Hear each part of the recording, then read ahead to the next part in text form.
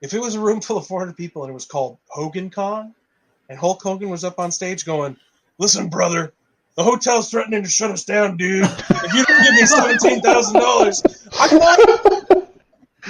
I might just be like, I've got money, Hulk."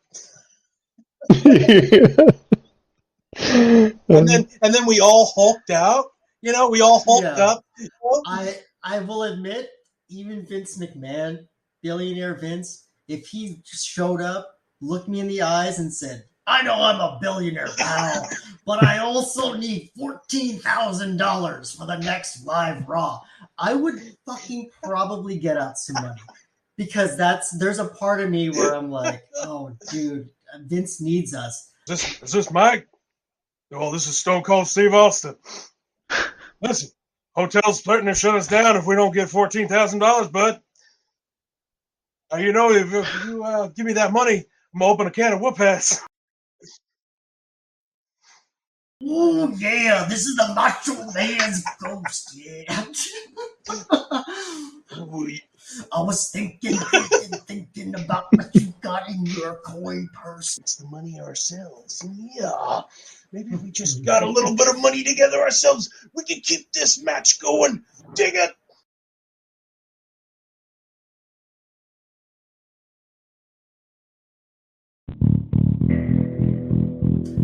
Hey, welcome there, everybody. Welcome to the Time Pals podcast. I'm Brett the Porkman Baker. Here with me, as always, is Mikey _. Hey, everybody. What's happening, man? And joining us again this week, we got ShadoSpartan. What up, my friend?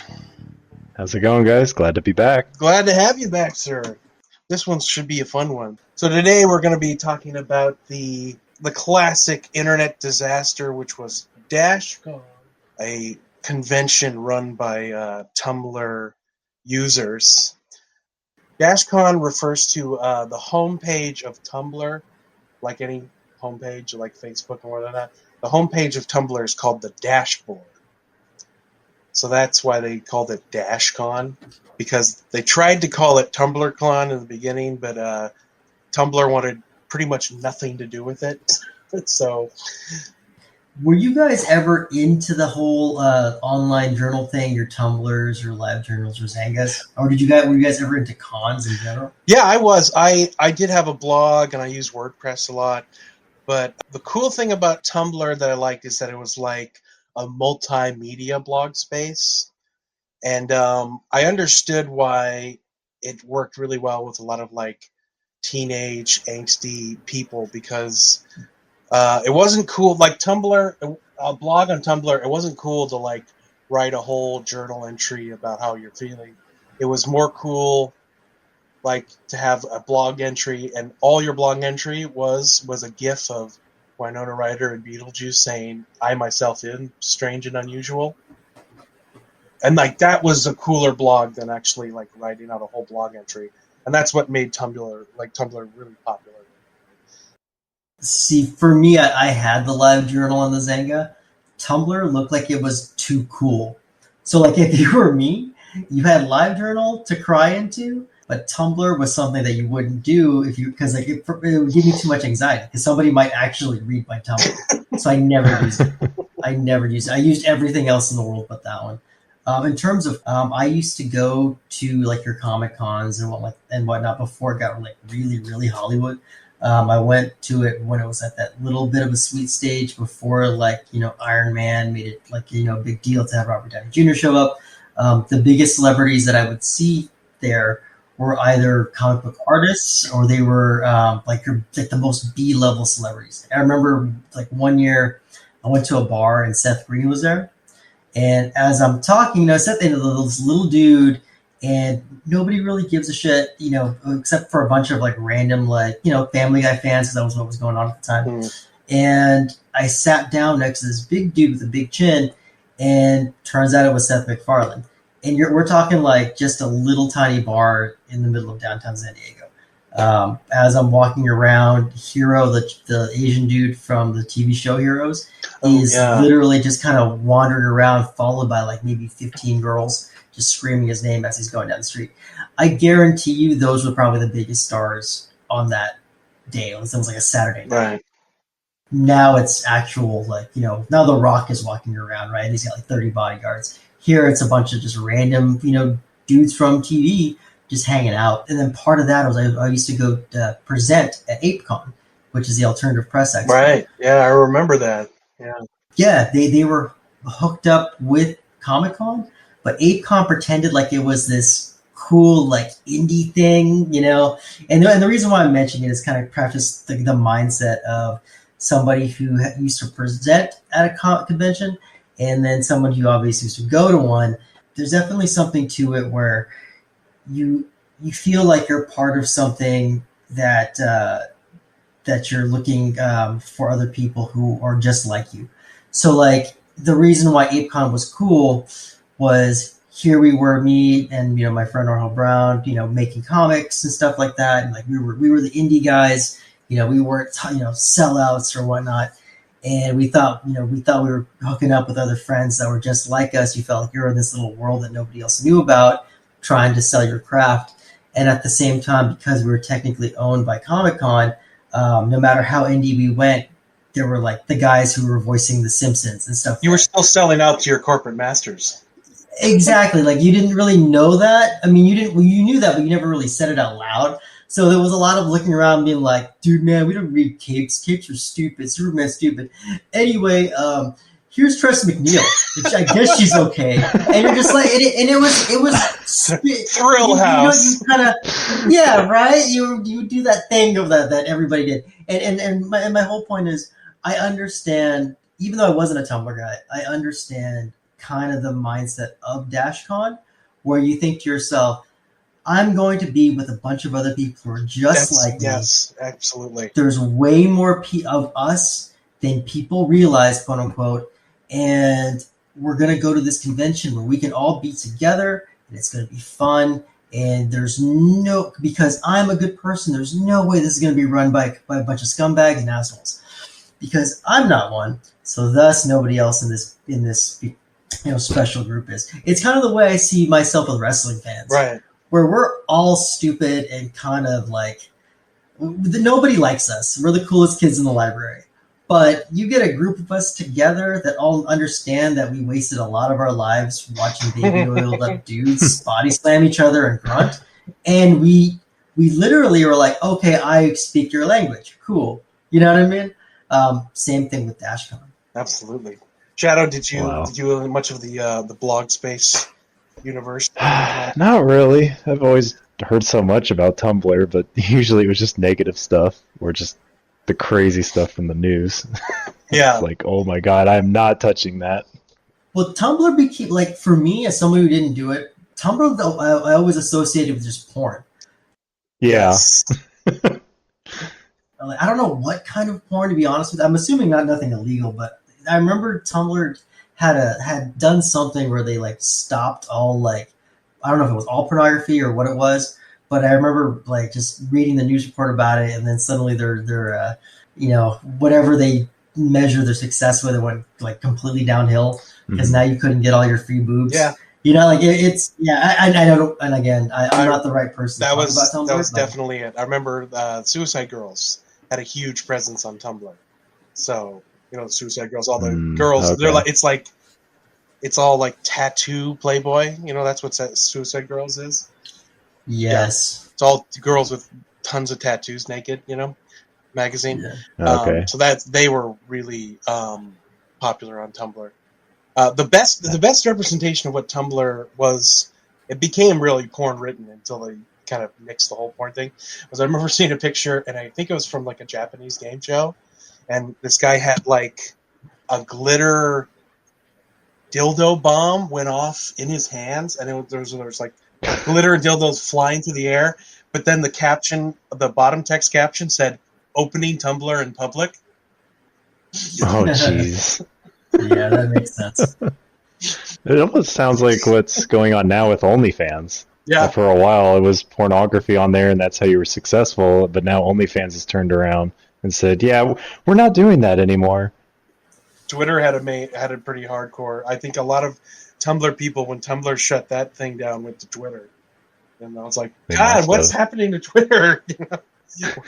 Well, it's like they know sex sells, but once you get too big, it becomes taboo and you don't want to do that anymore. So companies have to swap over and go, yeah, nope, we're not into that anymore. Anyway, to get it back on topic here. So anyway, so our story starts in 2013. Group of Tumblr users. I don't want to use their last names so much. I'm not trying to out them totally completely. So it was 3 Tumblr users. It was a girl named Roxanne, a girl named Meg, and this guy Kane. We'll talk about it in more detail. This dude's pretty interesting. So they got together and they started this Indiegogo called TumblrCon Startup, and they were trying to raise $5,000 to just get the conversation started, basically, on having a Tumblr convention. So the goal was to pay for like software and get the right grants and files and paperwork in order to put on a convention. And they wanted to put it in Chicago, a hotel in Chicago. And the thing that I thought was interesting is they did make it a flexible goal. Does anyone know what that means when they make it a flexible goal? Flexible goal. I mean, they're probably just aiming for it. No, actually, a flexible goal, which is interesting to me, and that's usually my first sign of trouble if someone's asking for a Indiegogo backup. If it's a flexible goal, I usually don't go for it. A flexible goal means that even if you don't achieve your goal, you get to keep the money. Oh, geez. So that's No, thank you. Yeah, Indiegogo was famous for that. Yeah, well, we got to $4,999, and sorry, folks, didn't make it, but thanks for everybody, and goodbye. Thanks for your money. Yeah, pretty much. So, wow. and prizes for donating were pretty horrible. You know, like I think one prize was like if you donate $100, you get a business card with your Tumblr username on it, and then the prize for donating $500 was a Tumblr T-shirt and a gift basket. So wow, we're dreaming big. Yeah, I've always wanted that stuff for $500. Yeah, absolutely. So you make fun of it, but the last episode we were talking about the Halo stuff, and we were begging someone to throw in a T-shirt. You're right. I would want a Halo T-shirt. Yeah, absolutely. So I want to talk about this guy, Kane Hopkins, I believe his name is, but there's just Kane is what he usually goes by here. Just to have this guy on board is kind of like he's been accused of being a grifter, which I think he's the first guy to be accused of being a grifter since like 1940. Whoa. He is allegedly had scammed people before, trying to be in, I don't know so much as conventions, but trying to be a part of like pyramid schemes and stuff like that. And there was a big accusation that rumored that he flew to London, used a fake British accent, and changed his name to Loki. Lied about being in an Ivy League college to try to scam people out of money with some other business scheme. Not the greatest guy to be a part of, starting this whole convention. Yeah, this is why you have background checks. Yeah. And then the other two is Roxanne and Meg. Now, Meg, not much was known about her. She was in her 30s. Kane was also in his 30s. Roxanne, who is kind of like the light of this whole thing. Roxanne was actually the only one really trying to put on this whole show and make sure it's going swimmingly. Roxanne is 19 years old, trying to start this whole thing and take action and be proactive and make this whole convention and making, they're hoping to get 5,000 people in this, hotel. Meg and Kane just seem to be there for, I don't know why. So, to get the money and run is what it sounds like. I'm not sure. Think about that for a second, though. 5,000 people. That's what they're estimating. Yeah. Yeah, they themselves are estimating 5,000 people are going to show up to go to panels to talk about basically nothing. This is not like a Comic-Con where a bunch of Marvel fans can get together. And I can see 5,000 screaming X-Men fans in one room. What do you base 5,000 people on? You know what I mean? Yeah, when you think about it. At Dashcon, it wasn't so much Marvel as it was Loki. That's one of them was a Loki. One of the panels was a Loki like appreciation panel, and I'm like, not Marvel and not Thor or the Avengers. There's a fandom of just Loki. I get it. Handsome dude. But a whole panel for just Loki related items, it just I don't know. I don't see a world where you're going to get 5,000 people just to talk about Tom Hiddleston. I don't know. But it is interesting because they had a Marvel panel there, but they're like, no, we got to have a Loki one specifically. Yeah. I mean, there was the fandom for it, but I don't know. That one kind of interests me. So, it was at the Renaissance Hotel in downtown Chicago. They were expecting anywhere from 3,000 to 7,000 attendees, and they did put up the prices on their Tumblr page, the Dashcon page. So a weekend badge was $65 for the whole weekend. It doesn't $65 for the whole weekend. $65 for the whole weekend. Wow, a weekend badge. That's a deal. Yeah, a weekend badge with SPG ticket is $70. Now this is the part we were probably asking. What is SPG? It was the biggest band on Tumblr, apparently, that I've never heard of. It was a steampunk-themed emo band called Steam Powered Giraffe. I've never heard of them. Mike? Not to hate on them, just sorry, I don't know anything about them. Mike, does that ring a bell No. at all? Steam Powered Giraffe? Not at all, but I will say this. They did this kind of thing a lot. So we'll talk about the panels and the unfortunate situation where a lot of these guys were screwed over. Yeah. So, or you could buy just a steam-powered giraffe ticket for $25. So steam-powered giraffe was only playing Friday. So I guess you couldn't get single-day tickets for Saturday or Sunday, but I guess you could get just a Friday ticket and go see see Steam Powered Giraffe. I've looked up their stuff, and it's actually hauntingly interesting enough to listen to. It's very in your own time. If we had a more technical setup, I might play something by them. But you're kind of like, it's enough to pique your interest and be like, this is interesting. That's all I can say about it.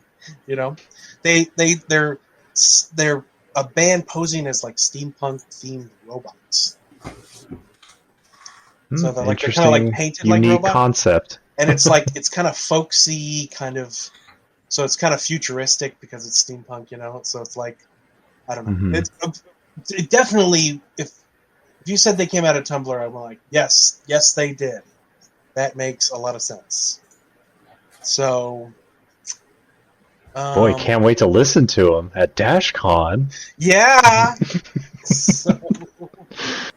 So you arrive Friday, and you're like, I am here for my steampunk giraffes. Yeah, so I think Friday, there was only two things scheduled for Friday, is what I remember.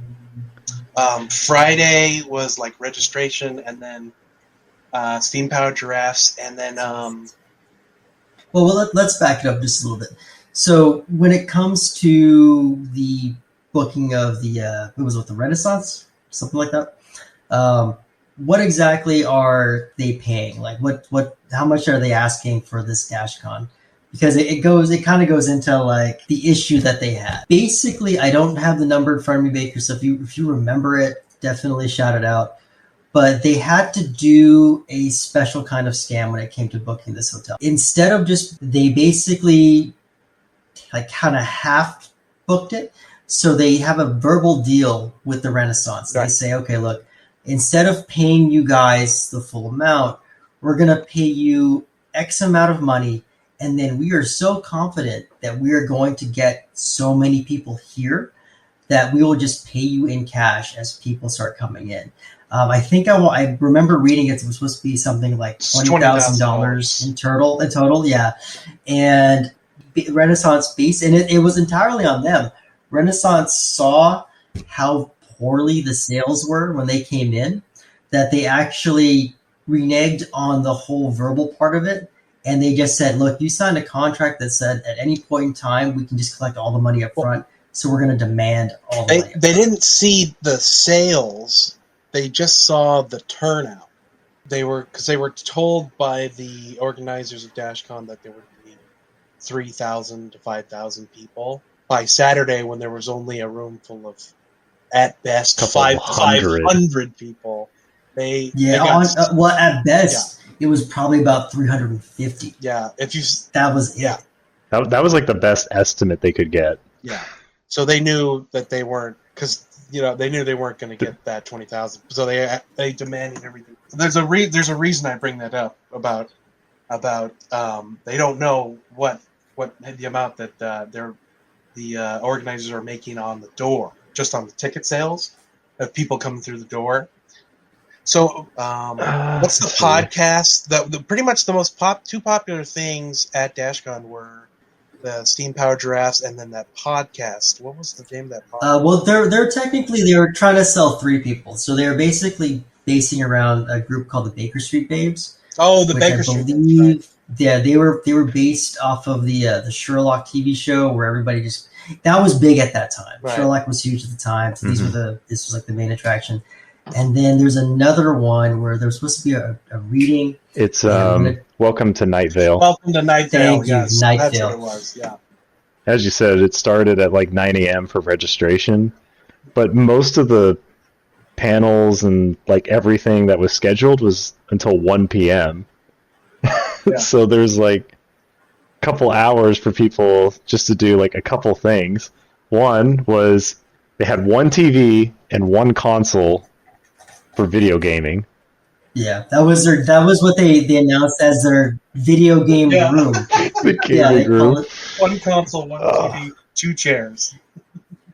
And then I guess throughout they had raffles going on. I know, like even into the weekend. And your grand prizes for winning your raffles was free mints that they got from the hotel. Congratulations! Here's a free mint. And they had all kinds of panels. The LGBTQ panel, as you said, like Sherlock, and they had broad ones for like anime. But even the LGBTQ panel, this is how poorly they thought it out. They put up something like 4 chairs for like 6 guests. Oh yeah. And then they brought up the shortest table. So like it, so here you have your guests over there. Guests being an operative word for later. But they had their guests out, and they don't even have enough chairs for them to sit on. So you have these guys supposed to be talking about these heavy issues, basically standing around sweating. Yeah.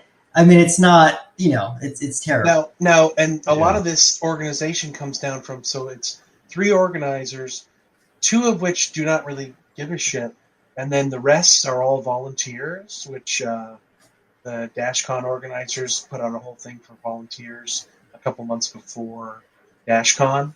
So you have all these volunteers, and then 2 people who, a lot of the volunteers were saying they couldn't find them half the time. Like, I guess Roxanne, the 19-year-old girl, was always there right in the morning, like 9 o'clock in the morning, trying to help as best as she could. With, it isn't 3,000 people, but it's one 19-year-old person who doesn't know what they're doing, trying to organize an entire convention, and still 400 people. One person trying to corral 400 people. And apparently Meg and Kane decided just to get drunk the night before in their rooms, and they didn't come out of their rooms until 1 o'clock in the afternoon. And just in case you're curious about the other things on the Friday night or the Friday afternoon, that the thing you spent $65 to go to, after the Welcome to Dashcon part of it and their hype over the tabletop and video game room, which consisted of no tabletops and 1 game console, they had, and this is no bullshit, here are their list of events. They have A Day in the Life of Hogwarts, Many Lives of Sherlock Holmes, a Disney sing-along, classic tabletop for beginners. These are all things these are all topics that we will probably say out loud someday. Disney versus DreamWorks, Steampunk and Shadowhunters, And then after that, it basically becomes like this mishmash of words. Don't panic. Video making 101, weird science, depression and anxiety tools and support, and Karen McGee's fandom tea party. I don't know what any of that shit was supposed to be or how that was I like hidden treasures, video games you've never played. Right? Are they treasures if you've never played them, really? And here's the thing, knowing what I know about Tumblr just from you guys and from the vague things I remember in the past, 10 p.m., dramatic fanfic readings, 18 and over only. Love it. Love it. And like did you read some of those? Did I read them back then? I probably did. No, I mean, did you see what some of those panels were? The 18 stuff that they had? They had BDSM panel, and they had the Omegaverse. Do you know what the Omegaverse is? Oh, man. Please tell me what the Omegaverse is. I read one sentence, and I gave up on it. It's a verse where males are allowed to get pregnant. I was like, nope, I am not reading into this. I'm done. Oh, you know what the name of that? You know what the name of that event is at least on the schedule? It's called Can You Not, KNOT, Exploring the Omegaverse. Oh, and I had no idea what that meant. I thought that was still part of the BDSM thing because that makes so much more sense now. I mean, there's a lot more to it, but as soon as I read that sentence, I'm like, nope, that is not for me. Well, you know what? That same hour, they also had stage combat demo. Which has to just be guys like us in our shape hitting each other with cardboard tubes. Of course. I was kind of curious what went into no chick flick moments at 7 p.m. I mean, it seemed to be a pretty enlightened group of people. So no chick flick moments seemed like for the dads of Tumblr or something. Hey, no chick flicks around here, pal. You know? Yeah. In the midst of the LGBTQ channel, and then all of a sudden there's somebody putting on no chick flick moments. Yeah, I'm starting to regret not going to this. Well, and then if none of that excited you enough, they had a ball pit. Now you would think they would get, a really big, massive ball pit for the thousands of people coming. That's what was advertised, right? So. Yeah, but from one of the organizers, she said that the company that they were renting it from said they were going to give them like a really big one, but instead it just showed up and it was just a kiddie-sized pool ball pit that you could probably fit 4 people into. Now, in their defense, I did see in the background of a lot of those videos and pictures a bouncy castle. And there are a few things in this world that are more fun than a bouncy castle. And I'll go to my grave with that. And then there was a rumor that someone pissed in the ball pit, but that was never confirmed. Yeah. However, that same organizer did say she spilled her Taco Bell with nacho cheese into the ball pit. No. So maybe that's where people are getting it confused with. Now this is something that they've been planning for a year. Like the ball pit was like one of the main reasons to not like the main reason, well, I mean, it was to meme about, yes, but I mean, a lot of people went for Welcome to Night Vale, that was their main reason for going, and a lot of people went for steam-powered giraffes, But, to see this massive ball pit that they were talking about that was supposed to have, I think at one point they said something like 50,000 balls. They wanted that, the idea, at least, on paper, was they wanted to have a whole ball pit room. And the very noble concept, yeah, that sounds really fun, but one unprepared 19-year-old kid and 2 30-year-olds that don't give a shit, that's the fact that they even got a baby pool ball pit is impressive to me. Yeah, my goodness, yeah. So that doesn't. That didn't surprise me. No. Don't. You're giving them way too much. Yeah, credit. Too much credit. That ball pit started off as a Tumblr joke between actually just random Tumblr guys, and it picked up steam where somebody just went, "Hey, we can do this." You know what I mean?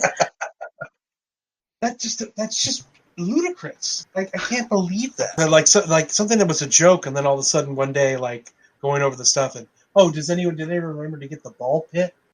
like like it went from funny joke to like, oh crap, where's the ball pit? Like that many people weren't paying attention, you know. They also illegally broadcasted the movie Pacific Rim to a couple hundred people. And then people on Twitter were trying to contact the director, Guillermo del Toro, and try to get them into trouble. Like, hey, they're illegally showing your movie here at Dashcon. Well, they actually did it again with Dr. Horrible's sing-along blog, which is a Josh Whedon joint. yeah. They were able to... So basically, I don't know if you guys know Dr. Horrible. Yeah. It's actually like... Love it. Yeah, it's a great little show. And essentially, they were advertising it, and then somebody got a hold of Josh Whedon, and basically he shut the whole thing down. Yeah, it was going to be because apparently, Dr. Horrible's sing-along blog, sing-along. They were going to sing along to this. It was basically a musical written by Joss Whedon starring Neil Patrick Harris. It's pretty fun. It's a nice little thing. You know? It's fun, and it's an easy thing. Like, I can imagine a bunch of drama kids getting together to do it. It's the kind of thing where this would... you throw it on somewhere and a bunch of kids would just do it out of habit. You apparently have to pay somebody to do it if you're going to charge people to go. Yeah, get out of town. In this setting, you need permission first. Yeah. That was the only thing that piqued my interest out of the 700 things that were on here. I was like, hey, Dr. Horrible. I love that thing. The hotel, I think it was on day 2, the hotel was like, you guys need to pay us right now. No, I think it was that Friday night. I think they said 9 p.m. Friday night. That's where they're like, okay, where's the rest of our money? So it's the end of day 1. Yeah, the end of day 1. The hotel's like, hey, we want our money now. And the organizer said, well, we only have $3,000. And so it was Friday night I think it was with an hour left before they had to close, and then basically meaning they'd have to close and cancel the whole convention after that. So I have this is what they put on their Dashcon blog for everyone to read. So this is on the Dashcon Tumblr. Urgent help, please. Hello, Dashcon, please help. The upper management of the hotel is threatening to shut down Dashcon unless we give them $17,000 by 10 p.m. Central Time tonight. Please go to dashcon.org and click the donate button and give her anything you can. Unless we get this by tonight, everything is canceled. We suspect it's due. Now let's see if this is true or not. We suspect it's due to the fact that upper management does not like the people at this con. Please donate what you can. Thank you. We have an hour. That's the last line. Thank you. We have an hour. Like it's a freaking bomb, Oh no, they weren't wrong. It was. Yeah. So. Oh man, this is where kind of the math. I mean, in my research, I wasn't too sure what the math was because you said it was the door sales was the 3,000. They claimed to only get 3,000 from door sales. Okay. So they gave the 3,000 to the hotel, and they went to the, They gathered everybody into this room, right. And they're telling everybody either cash or PayPal. We need $17,000. Right. Okay. Did you figure out the math? Okay, so they were able to get it. They got the 17,000. Most of it coming from PayPal, and they were able to keep the hotel open. But I want to do a little aftermath math, if I may. So there was a guy on YouTube who did a 10-minute, what's his name? Did a 10-minute video on it. Internet historian? Internet historian. And so he did the math, and he took a tally of everyone in the room. But then he also was able to get his hands on transactions that were going on. And the transaction from ticket sales was not 3,000. The amount of money they made from the ticket sales was actually 8,000. But they lied to the hotel and said they only had $3,000. Wow. And then so then they got the 17,000 on top of that from all the people in the room that used PayPal mostly, and they only got like a half a bucket full of cash for people throwing cash into a bucket, and they promise to pay those people back. How the fuck are you gonna remember? How are you gonna keep track of people throwing dollars into a bin? So that's not gonna happen. So their expenses, they claim that they had to spend $6,700 to keep the hotel open, $2,000 on personal and business expenses and stuff like that. So the whole weekend, those 3 organizers pretty much pocketed $9,000. Wow. So this is what happens when you have organizers who don't know what they're doing, and they're like, oh, cool, free money. We get to keep this. And then, Wow. and then you have one 19-year-old girl, that poor girl. I feel so bad for her because she's just trying to get this thing going. And she's just one 19-year-old girl, doesn't know how to run a concert, or convention. And so, yeah, they were able to get the money together, and they were able to do Saturday and Sunday. But I don't know, did anyone actually show up Saturday or Sunday? I don't think many people. It didn't sound like it, from what I could find. I know that they were working hard to get what's it the Baker girls? Oh, the Baker Street Babes. So basically, during that whole incident where they tried to get all that money, a lot of those guys, at 350 people in the room, were pretty much your guys who were going to be there for the long haul, right? Those are the guys who are like, I'm going to be here every day for the week. Right. The problem is you've just asked them and you've pulled their heartstrings and said, this thing you love the most, i.e., it was me in ApeCon, the random fucking indie comic guy who I love his work because he just writes about his real life and how much his penis sucks and how much he hates his girlfriend and all that shit. And I'm like, this person I connect with, not Superman, fuck that guy, but this unwashed dude who writes like black and white comics only. And he's asking for my money. Here you go, motherfucker. So like, that's who's pulling at my heartstring. Like I can imagine myself being in that room. And what I'm going to do is I'm going to give him the cash that I was going to spend on Artist Row. I was going to spend on food. I was going to spend on stuff because I believe in Dashcon and I need to keep going. So the problem that occurred is even if you are, they got a few dollars on you to spend during basically a long weekend, now that I've given you most of my money to keep the project going, I now don't have anything to spend for the next 2 days. So a lot of those guys, those hardcore guys, that's probably all you got. And unfortunately, that also meant that they didn't have any more money to spend. Because you bought into the idea of, well, we need to keep this going because obviously you don't realize you're being scammed. The other part of it too, and the reason why I think that's probably the max for the next 2 days is after they basically the organizers basically formed themselves in a way, and it's kind of perfect. I don't know if they did it on purpose or not. I feel like they did. It's us, Dashcon, versus the Renaissance Hotel Group. And they don't understand us. They don't like you guys, and they are extorting us for our money. So it's us versus them. And there's this moment where they all stand up. I've never seen Hunger Games, but they all stand up and they all raise their hands and do some kind of Hunger Games symbol. I've never seen it either. Oh, yeah. Yeah. So as a sign of solidarity. Imagine like the Jesse Owens, fist in the air kind of thing, only for idiots.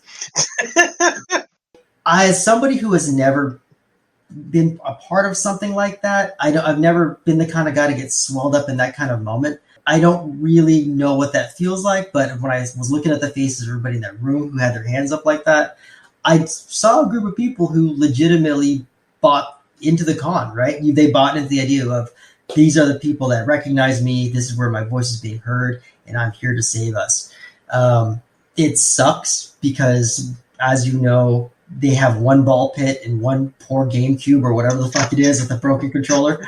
You know what I mean? And you know what I'm saying? Like, you have to really, really believe in it. So it's something that I don't believe in anything. But at the same time, I've never, there's a part of me where I'm like, I kind of am jealous of that. That was halfway to Beatles quotes.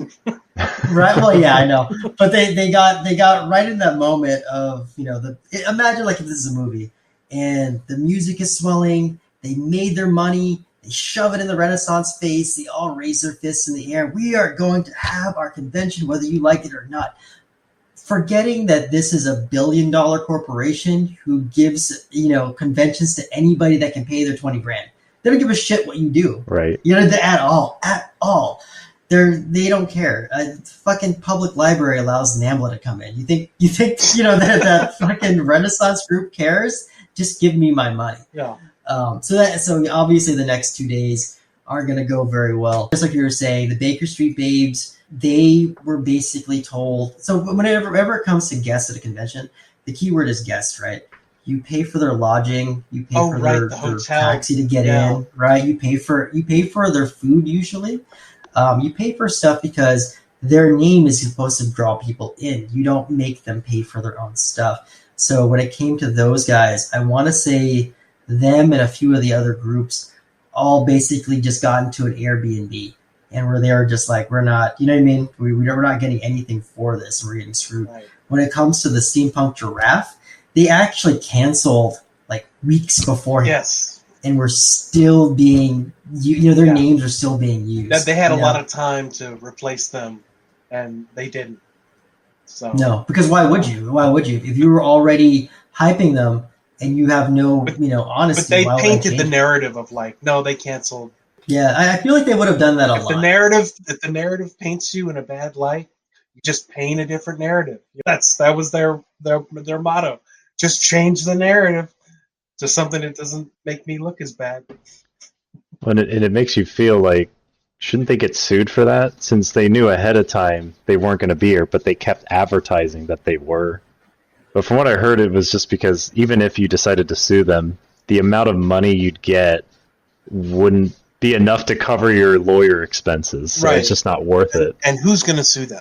Like these 300, don't know better teenagers, with mom and dad's credit card, like that's just not going to happen, And when it was all said and done, I think they said something like the door sales were something more like 10,000, and they pocketed that. They already pocketed that, like, that money from the donation. So they said, all in all, those three people pretty much pocketed $15,000.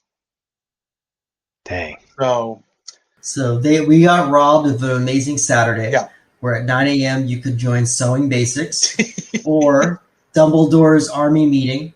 Yeah, you could chill around for a little bit, maybe hit up the local McDonald's, and then at 11 o'clock you can go to Hey There Brony, which I'm not surprised. The thing that made you crawl out of bed to come over, making tea with Kara McGee, is back with a vengeance.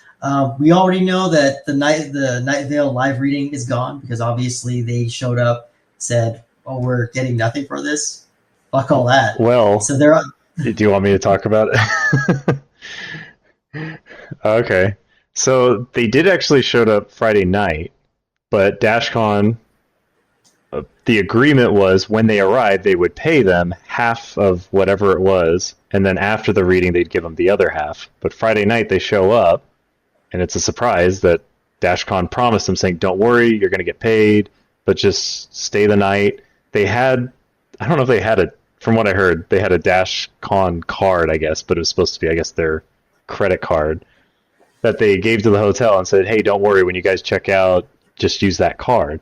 So Night Vale stayed that night, and then when Saturday came around, they're not dumb. They're like, "Hey, we want our money now before the live reading, and if we don't get our money, we're gonna walk." And Dashcon didn't have the money, so they left. And as they're going and checking out, the Dashcon card is missing, so the hotel is like, "Yeah, we can't charge them, so you guys have to pay for the hotel stay." So Night Vale, poor them, had to pay for everything, as everybody else had to. And I guess the cherry on top of it, from what I heard, was Night Vale canceled their European tour or trip for Dashcon for this. Can you imagine how upset they are? I don't think they canceled the entire tour. I know that they stopped touring for this one moment, which must have been painful as hell. Because, I've never listened to a single episode of Night Vale, but I know that they were popular. I know they must have been good at whatever the radio show was. So who knows how many people in their audience they would normally get a night. So here you go, going, you know what? We're going to do the right thing. We're going to go to this convention. We're going to be exposed to 5,000 more people. It's going to be great. And you show up, and there's a ball pit with piss in it. And the setup show right before you is femdom cake decorating. And I don't know what I would do with that. Because what was it? Around midnight that it was supposed to be with the live reading, and then like an hour goes by, and then they finally come out and tell them, like, so basically Night Vale walked on us. And I think from what I heard, they changed the rules or whatever you want to call it, that said you can't get refunds for it. Yeah, no refunds. They changed the websites mid-convention. Mid-convention. But don't worry, they offered them, again, free mints from the hotel and an extra hour in the ball pit. That's the bet. Here, I'll read the official statement they put on the Dashcon website from Saturday night. And this is just I don't know if I have enough sarcasm in my voice. I'll do my best. Hi, Dashcon attendees. Boy, it's been a crazy weekend this weekend. And we literally cannot apologize enough for all the crazy things that have happened. With regards to today, and welcome to Night Vale, we don't want to get into it. But we want to officially say that we did have the money for Night Vale, and a large majority of it was cash. The remainder was available via PayPal, but unfortunately, PayPal was malfunctioning, and they were unwilling to wait. Wah, wah.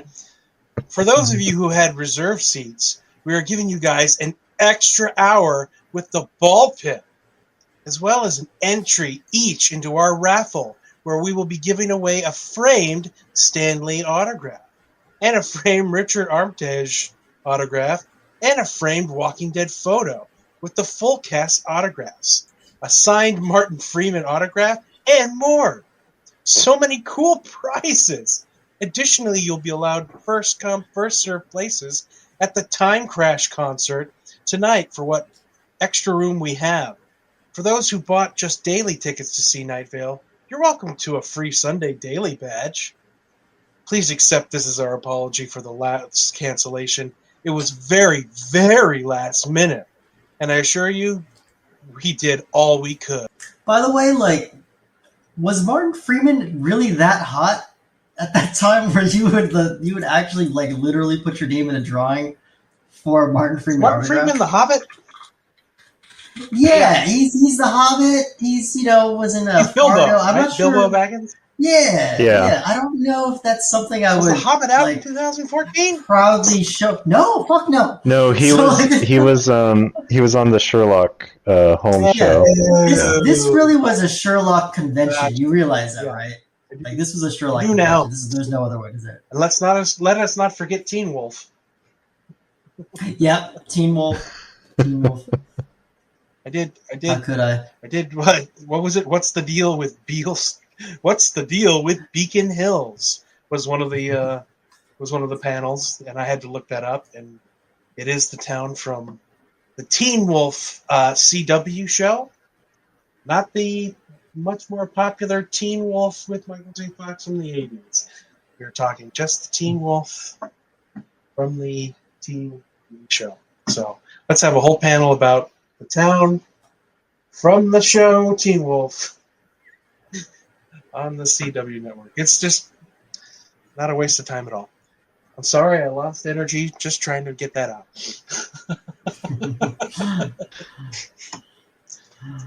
You deflated faster than ball pit, my friend.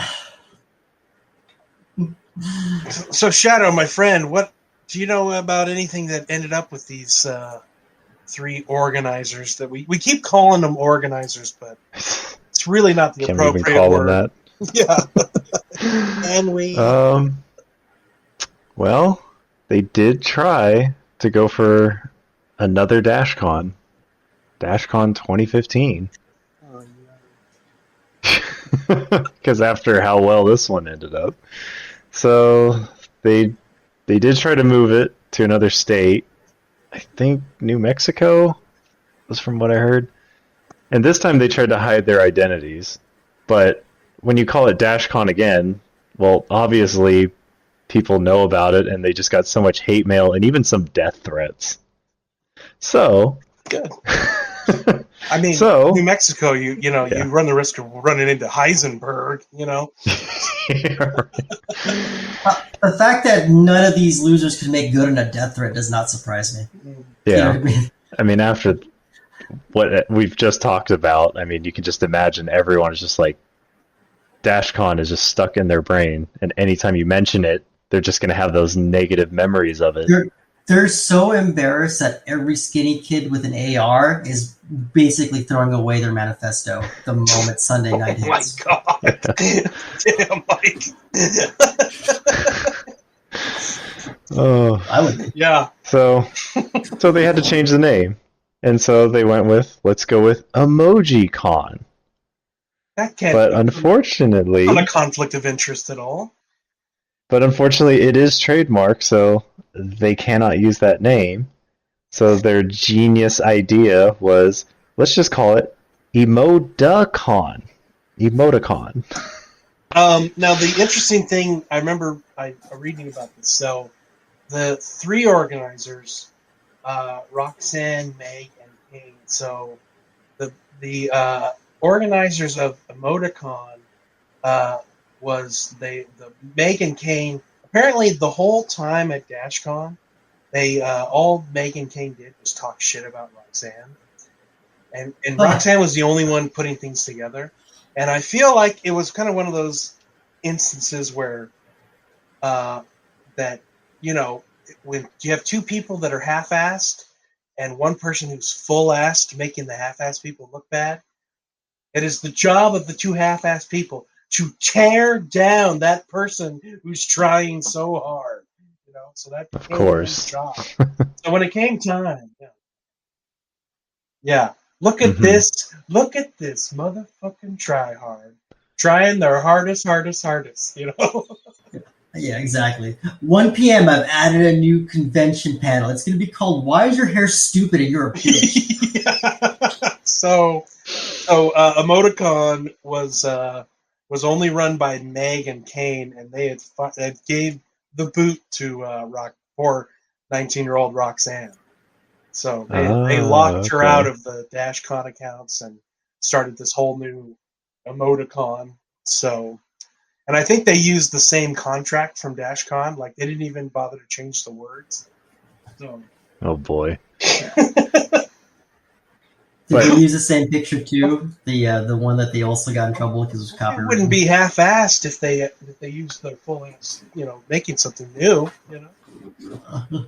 Well, from what I heard, they were trying to keep it a secret, but people found out even about that, and so again, they got hate mail for it. But they did get as far as selling tickets, pre-sale tickets. Oh no! And they did raise some money on Indiegogo, but after a while, from all the hate messages, I'm sure, they decided, well, I guess we should just shut it down, and they liquidated the company. And just as you guys mentioned earlier, they got to keep all the money. It was a flexible goal, yeah. Yep, they got to keep all that pre-sale tickets, and then boom, gone. Scammed one last time. One last big hurrah.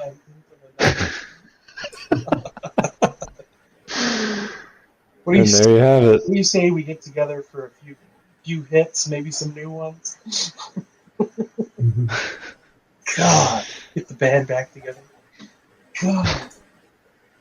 So, and nobody really knows what's going down with any of those people. I think people kept up with Roxanne over the years, and I think she's doing well because I think everyone for the most part liked her and realized that she was just doing everything she possibly could have, given that the horrible circumstance she was in.